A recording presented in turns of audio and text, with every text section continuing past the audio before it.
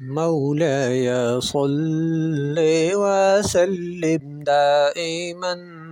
أبدا على حبيبك خير الخلق كلهم محمد سيد الكونين والثقلين محمد سيد الكونين والثقلين والفريقين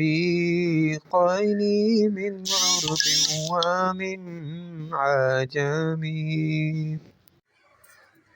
مولاي صل وسلم دائما أبدا على حبيبك خير الخلق كلهم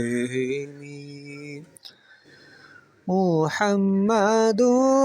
سيد الكونين والثقلين